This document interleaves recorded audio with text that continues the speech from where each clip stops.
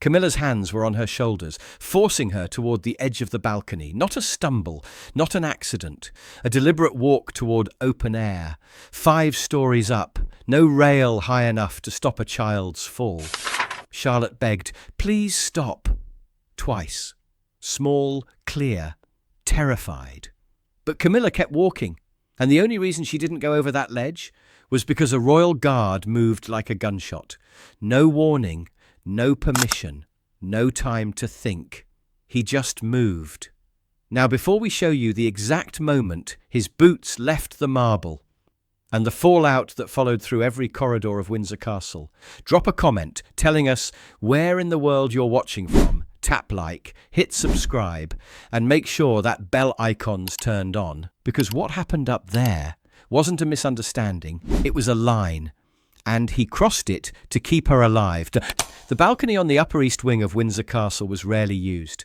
Framed by centuries-old stone archways and guarded by carved iron balustrades, it stretched no wider than a corridor, but held the kind of stillness that made people instinctively lower their voices. It overlooked the Queen's Rose Garden, long manicured lines of pale English blush, and Windsor ivory roses folded with quiet precision into the green. This was not the kind of balcony used for waving to crowds. It was ceremonial in structure, but private in nature, a transitional place, where certain members of the royal family stood briefly between obligations, to catch their breath, not to be seen. On this overcast afternoon, the garden below shimmered faintly with dew, and the air above it was soft and hushed. Princess Charlotte stood near the centre of the stone rail. Just behind the ornate trellis work, her gloved fingers rested gently on the smooth limestone edge. Her polished black shoes were placed side by side. Her weight was evenly distributed, but it was clear from the set of her shoulders, squared yet subtly rigid, that she was managing her composure rather than simply resting in it. She wore a royal blue coat dress that had been pressed too crisply to be her choice, a thin satin ribbon tied precisely behind her braid. Her expression was thoughtful, not sullen. She wasn't sulking. She wasn't retreating. She was breathing. Her attendant had given her 5 minutes. "Just a moment to yourself," the woman had said kindly. "I'll be just through the side room if you need." Charlotte had nodded once, grateful. Not overly expressive, but grateful. Just inside the arched balcony threshold stood a royal guard, Coldstream, tall, mid-30s and still as marble. His name, though few ever asked, was Sergeant Caelan Ward. He was positioned with perfect bearing, chin high, eyes forward, rifle aligned across his chest, the tall black bearskin hat casting a noble silhouette. But beneath that posture was a quietly engaged mind, one that didn't scan with suspicion, but registered. A former deployment in Helmand had taught him the difference between noise and intent. He watched Charlotte not as a subject, but as a responsibility. She shifted slightly on her feet. He didn't move. A breeze lifted a strand of her hair, and she tucked it behind her ear. He kept his stance. From this position, Ward could see the entrance to the interior gallery behind her. A service corridor wrapped around from the right, out of view for Charlotte, but not for him. That was when he noticed it. The air changed. The corridor darkened by half a shade, as though the light filtering in had bent around a moving figure. Then the echo. Low-heeled shoes, measured, controlled, not rushed, but intentional. Sergeant Ward's left shoulder shifted 0.5 millimeter. Not alarm, not tension, just preparation. Because someone was coming onto the balcony, and it wasn't on the schedule. The first thing Charlotte heard was the sound of the shoes. Crisp, clipped, and too deliberate to belong to a steward. Too slow to be Catherine, too sharp to be the attendant. She turned just enough to glance over her shoulder. Queen Camilla emerged from the archway with a quiet firmness. No aids, no greeting, no announcement of presence. Just the swish of a tailored charcoal grey coat, pearl buttons glinting faintly in the muted light. Her gloves were pale cream, clasped loosely in one hand, though her knuckles looked white against the leather. Charlotte offered a small reflexive courtesy. "Good afternoon, ma'am." Camilla didn't return the expression. She stepped forward, her eyes sweeping the length of the balcony, then landing on the child with a gaze that held neither affection nor familiarity. "You're standing poorly," she said flatly. "Your left foot's twisted out." Charlotte glanced down, adjusted. "Sorry, Ma'am." "And too close to the edge." "I'm not leaning." "I didn't say you were," Camilla replied, stepping closer. "But this isn't a playground, Charlotte. It's a ceremonial structure. We don't lounge on it like garden furniture." Sergeant Ward remained silent. His posture never shifted. But behind his eyes, every word, every inflection, every pace Camilla took was measured. Charlotte nodded once and stepped back an inch from the ledge. Her fingers slipped away from the stone. Camilla followed. There was something unnatural in the pacing. Not maternal, not supervisory, something subtly territorial. She didn't stop at an appropriate conversational distance. She closed the gap by half again, now standing just behind the girl's shoulder, shadow overlapping Charlotte's coat. "You represent more than yourself," Camilla said, voice lowered. "That means knowing where your hands go, where your feet go, how you stand." Charlotte stiffened. "Yes, Ma'am." "You fidget." "I wasn't," Camilla cut her off. "You were. It shows in photographs." Charlotte's eyes dropped. Her fingers curled slightly into her coat seams. Ward's grip around the rifle remained firm, but the angle of his chin shifted by a fraction. His pupils tracked Camilla's body position. 3 feet now separated the Queen Consort from the balcony's edge. Charlotte stood between them. "Turn your shoulders," Camilla said. "No, like this." She stepped beside her and reached out, adjusting Charlotte's upper arm with 2 firm fingers, then repositioning her stance with the heel of her hand pressed against the small of her back. The motion was not rough, but it wasn't kind. "I don't want to stand this close," Charlotte said quietly. Camilla didn't acknowledge it. "You're being overly sensitive," she said. "This is how you're meant to face the gallery during summer events. You'll be expected to endure more than this." Charlotte tilted her head slightly, lips parting as though to speak, but no words came. The guard was closer now, still silent, still within threshold, but no longer fixed to the floor. Camilla adjusted the girl's shoulders again, firmer this time. The stone behind Charlotte pressed cold through the back of her coat, and Camilla's fingers didn't let go. Charlotte's shoes edged against the ornate ridge of the balcony's threshold. The iron balustrade behind her offered no real protection, decorative more than defensive, with wide gaps and a weather-worn patina that caught on soft fabrics. She didn't speak again. Her chest rose slightly beneath her coat, breath shallow. Her hands remained at her sides, fingers twitching once, as though unsure whether to move or stay perfectly still. Camilla's voice lowered, calm, but laced with sharpness. "You've been coddled," she said. "Everyone's afraid to tell you the truth, but a royal face must carry discipline, especially a young one, especially a girl." Charlotte's lips parted. Her body tensed, not from the cold wind that passed through the balcony's edge, but from something heavier. "I didn't mean to fidget," she whispered. "I was just thinking." Camilla scoffed faintly.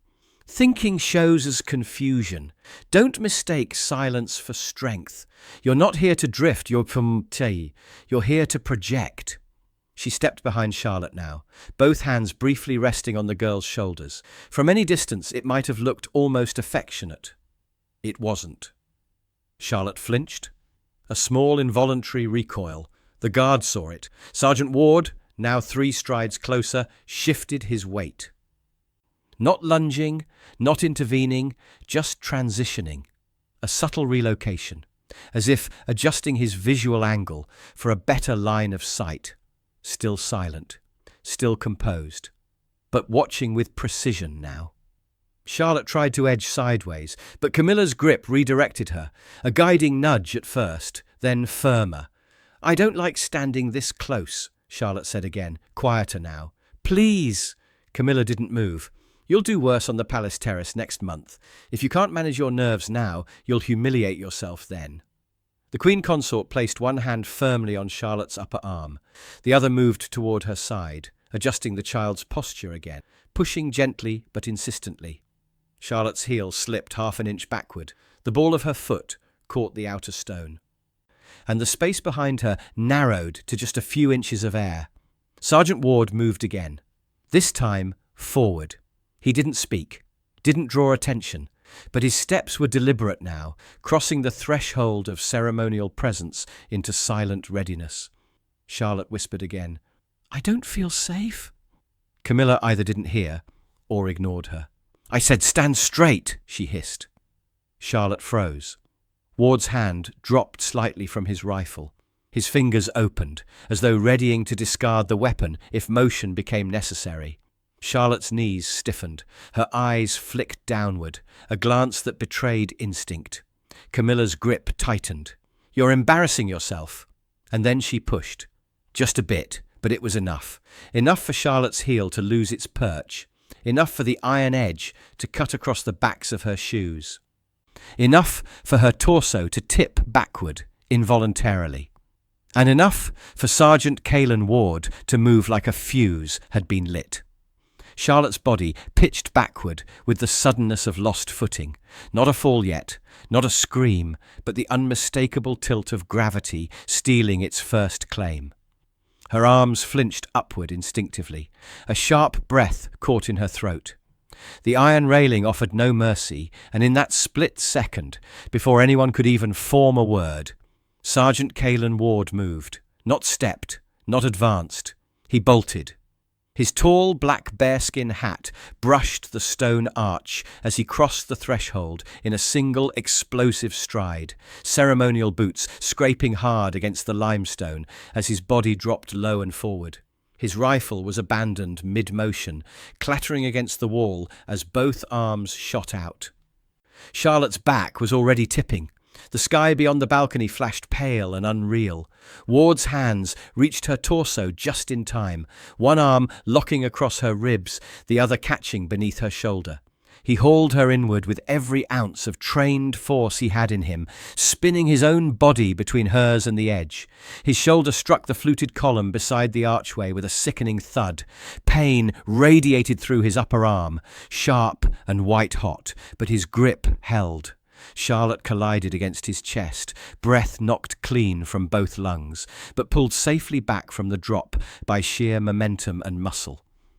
Her fingers latched onto his tunic without recognition, clutching fabric out of blind instinct. Neither of them spoke, only breath, hard, uneven. The guard staggered back 2 steps, boots skidding again, until Charlotte's shoes found solid stone beneath them, and her weight stabilized inside the protective span of his stance. He didn't release her, not yet. "You're safe," he murmured, voice low and steady, even as pain shot through his ribs. "You're not going anywhere." Her breathing was rapid now, shallow and panicked, but she was upright, still on the balcony, still held. Behind them, the iron railing creaked faintly in the breeze. Camilla stared at the scene, eyes wide less with concern than disbelief. "What on earth?" she snapped. Ward didn't turn. He adjusted Charlotte's position with gentle firmness, guiding her 2 feet back from the ledge, before shifting so she stood shielded entirely behind his broad frame. Only then did he exhale, slow, controlled, like a diver resurfaces. Charlotte clung once more at his sleeve and her voice trembled, "I almost fell." "You didn't," he said softly. "You're standing on solid ground." Camilla scoffed sharply. "This is ridiculous." She startled herself. Ward's shoulders stiffened. He turned then, just slightly, placing himself squarely between Charlotte and Camilla, one protective step forward that spoke louder than words.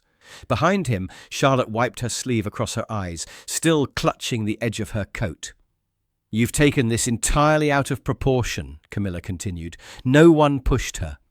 Ward didn't argue. He didn't raise his voice. He simply remained exactly where he'd placed himself, upright, immovable, his body still forming a barrier between the child and the edge of open air. And the silence that followed was heavier than any accusation.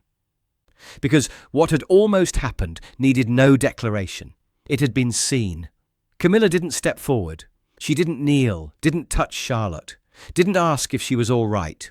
Instead, she smoothed the front of her coat and fixed her gaze on the royal guard like he had caused the disruption. She panicked, she said sharply. Children do that sometimes when they're indulged too often. Sergeant Ward didn't reply. His posture didn't change. Charlotte stood just behind his right elbow now, partially sheltered by the angle of his body. Her fingers had stopped shaking, but she still hadn't spoken again. Her cheeks were flushed, her eyes wide, but not with drama, with calculation, with the kind of quiet that came after fear, not during it. Camilla went on, voice cold and clipped. I was helping her correct her form. She slipped, is all. Nothing more. You were repositioning her, Ward said calmly. Toward a drop. Camilla blinked. Excuse me? She stated twice that she felt unsafe. You didn't stop. I was correcting posture. You had both hands on her shoulders, one on her back. Your grip tightened before the incident. Camilla's mouth pressed into a thin line. And you? What? Abandon your post to perform theatrics? Do you think throwing yourself across a balcony makes you a hero? Ward didn't respond to that either, but the line of his jaw had tightened. Charlotte's breathing was steadier now. Her hands had dropped from his sleeve, but she remained close, eyes cast downward, face still angled toward the safety of his presence. Voices stirred at the far side of the corridor. Footsteps approached, not hurried, but drawn by instinct. 2 aides, a steward, possibly a footman. All paused several feet from the archway, unsure whether to enter. The scene before them, the guard standing as a wall, the princess half sheltered behind him, and the queen consort maintaining distance with defensive poise, was self-explanatory. Camilla turned to them. There's no emergency, she called out tightly. The child overreacted. I didn't. Charlotte's voice broke through. It wasn't loud, but it was clear. Camilla's eyes flicked back. Charlotte didn't finish the sentence. She didn't need to. Ward turned his head slightly, just enough to acknowledge the stewards now frozen at the edge of the gallery. Medical personnel, he said evenly. Please. One of the footmen blinked, then nodded and turned swiftly. Camilla took a step forward, only to find Ward shifting again, positioning his frame to maintain the boundary. I'll have your commission questioned, Camilla said, her tone clipped with disbelief. You're interfering with royal instruction. I'm protecting a minor, he replied, one who nearly fell from a royal balcony. She wasn't going to fall. She did. Camilla opened her mouth, but no words came, because the silence behind her was growing and the voices down the corridor were gathering. This wasn't the kind of event that could be walked away from with a sharp word and a closed door. Something had been seen, and that truth now lived outside of her control. The sound of polished leather shoes on stone cut through the tension like a signal flare. Not rushed, not casual, measured, certain. Authority before it even appeared. Prince William stepped into view first. No entourage, no hesitation, followed closely by Catherine, her coat still half buttoned, one glove in her hand. Neither of them said a word upon entry. They didn't need to. They saw everything in a single sweep. Charlotte, pale, composed but trembling, half shielded behind Sergeant Ward. Camilla, standing stiff, unyielding, as if inconvenienced. And Ward, arms at his sides now, but stance still taut, body angled as a barrier. Catherine moved first. She crossed the balcony in 4 strides and dropped to her knees beside Charlotte without a word, her arms wrapped gently around the girl's back. Charlotte's hands, hesitant at first, found their way into the folds of her mother's coat. I'm all right, she whispered, but her voice cracked mid-sentence. You don't have to be, Catherine said softly. Prince William remained by the arch. His voice, when it came, was low and even. What happened here? Camilla turned first. She slipped. No, came another voice. William's eyes shifted. Charlotte had spoken, still tucked in Catherine's arms, but upright now. Her gaze was not defiant, but clear. She was holding me, she said. I asked her to stop. She didn't. William looked at her for a long moment, then turned to the guard. Sergeant? Ward's voice was steady. The princess was pressed backward against the railing. She stated discomfort twice. I observed direct physical contact. Her heels slipped. I intervened. Camilla exhaled sharply. This is absurd. Catherine looked up, gaze sharp as a blade. She's shaking. Camilla offered a strained smile. Because a soldier threw himself across a balcony like we were under siege. She was nearly over the edge, Ward said simply. By the time I moved, there was no margin. William stepped forward now, not quickly, but deliberately. He came to stand beside his wife and daughter. His hand rested gently on Charlotte's back, grounding her. Then he turned to Camilla. You need to leave the upper wing. Camilla blinked. What? You heard me. This is a misunderstanding, she replied, incredulous. You're reacting to optics. She was startled. She asked you to stop, he said, voice still calm. She said it again. You didn't. Camilla's voice dropped an octave. You're taking the word of a child over mine. William didn't flinch. I'm taking the word of a child, a Coldstream guard, and my own eyes. She stepped forward slightly. You're overstepping. No, he said quietly, I am protecting my daughter. The sentence landed with full weight. The aides at the edge of the room froze. Camilla looked between them all, the guard, the child, the parents, the quiet staff who dared not move, and for the first time she had no words left. William turned to the closest steward. Please escort Her Majesty from this corridor. Camilla opened her mouth, then closed it. Because in that moment, rank meant less than truth, and truth had been witnessed by too many. Camilla didn't move. The silence that followed William's instruction was not obedience. It was resistance cloaked in stillness. She stood, frozen halfway between indignation and disbelief, eyes narrowing slightly as they locked onto the royal guard, still stationed between her and Charlotte. You're making a mistake, she said finally, voice low and sharp. Letting theatrics override discipline. He abandoned formation, so violated protocol. He lunged at a child. I caught her, Sergeant Ward replied evenly. After you pushed her. Camilla scoffed. Don't flatter yourself. I'm not, he said. I'm documenting it. That caught her. Her expression twisted, not into fear, but recognition. The kind of expression that meant she'd just realized this was bigger than a scolding. You forget your place, she said coldly. Ward's reply came with no hesitation. No, ma'am. I know it exactly. He stood tall, hands behind his back now, not confrontational, but unyielding. My duty is not to hierarchy, he continued. It's to protection, to vigilance, and to conscience. William didn't interrupt. Catherine didn't look up. Charlotte remained quiet, her breathing slow and measured now beneath her mother's arm. Camilla took one step forward, almost imperceptibly, enough to close half the gap, enough to test resolve. Ward didn't move, he didn't flinch. He simply stood, his uniform a vertical line of scarlet, posture crisp despite the throb in his shoulder, the ache behind his ribs. You've chosen your stance, Camilla said, gaze tight. Let's see how long you can hold it. I'll hold it, Ward answered, as long as she stands behind me. Camilla inhaled through her nose, sharp, shallow. William's voice cut in quietly. That's enough! Two stewards approached now. One extended a hand gently toward Camilla's shoulder, not touching, just guiding. Your Majesty, this way, please. She didn't answer, but she turned, one glance back, a sharp, lingering, not at William or Charlotte, but at the guard. Ward held her gaze, not in challenge, but in complete composure. She turned away and walked. No words. No apology, no admission.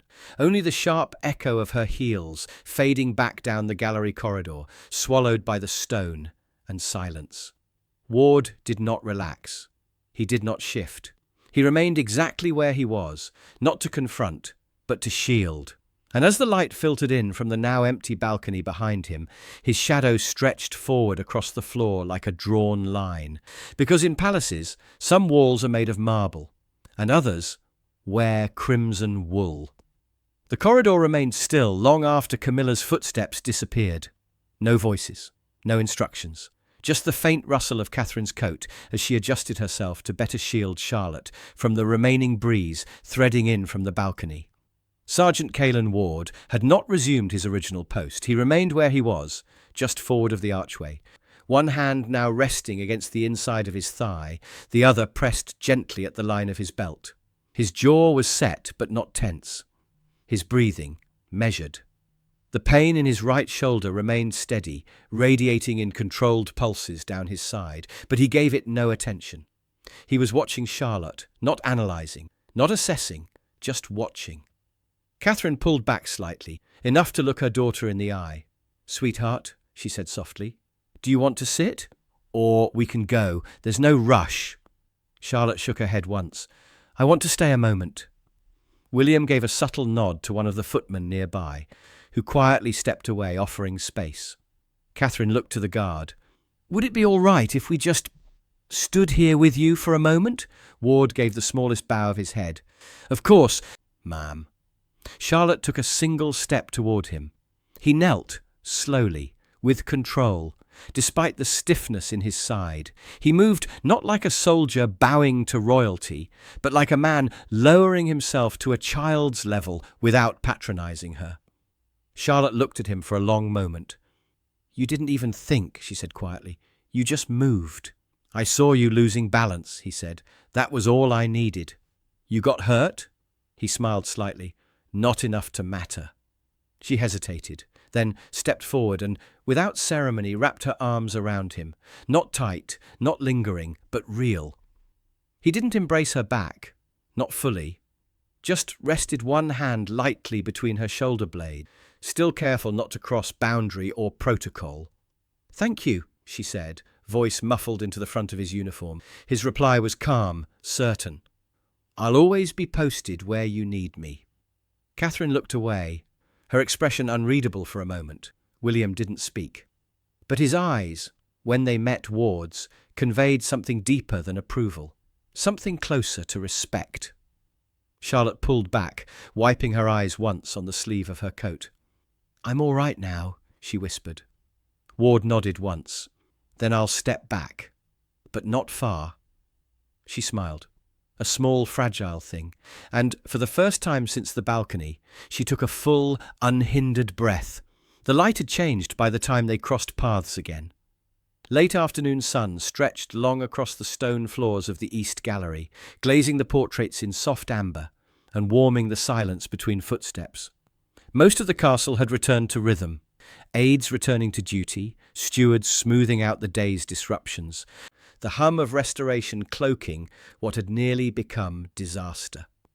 Sergeant Ward had resumed his patrol, not because he was ordered to, but because it felt unfinished. The scrape on his shoulder was cleaned and dressed beneath his uniform. His rifle was once again secured in proper position, his bearing reassembled with the precision of a man who knew ceremony was not performance but armour. His tall black bearskin hat cast a long shadow behind him as he moved, not rushed, not hesitant, just deliberate. He was passing near the archway that led back toward the south corridor when he heard the faint patter of shoes, smaller, lighter, with a gentle rhythm that didn't announce so much as approach. Charlotte turned the corner. She was walking alone, but not unattended. Her mother followed a few steps behind, speaking with a steward. The princess wore a fresh coat now, her braid redone, her eyes no longer wide, but watchful. She paused when she saw him. He stopped too. No one else did. Catherine kept speaking. A pair of staff members brushed past. No scene, no words, just Charlotte, looking up at the tall man in crimson, who had thrown himself between her and stone, between her and silence. She didn't speak. She didn't curtsy. She just gave him a single, small nod, the kind children give when they don't yet have the vocabulary for trust. Sergeant Ward returned it. No smile, no flourish, just acknowledgement, respect given, and accepted. Charlotte turned and walked on, and Ward, after one still breath, resumed his watch. Because some protection doesn't end when the danger passes. It continues, quiet, unseen, like a post no one commands, but that some never leave. Was the Royal Guard right to break protocol if it meant protecting Princess Charlotte? Should anyone, even royalty, ever override a child's clear discomfort? And do you believe some posts should never be left unguarded? Drop your thoughts in the comments. We read every single one. If you haven't already, tap like, hit subscribe, and turn on the bell icon so you never miss a single story from inside the palace walls. And if you know someone who believes duty should always come before power, share this video with them. We've got more stories waiting, so choose one of the videos now appearing on your screen. And we'll see you tomorrow, same time, same place, with a brand new Royal Guard story.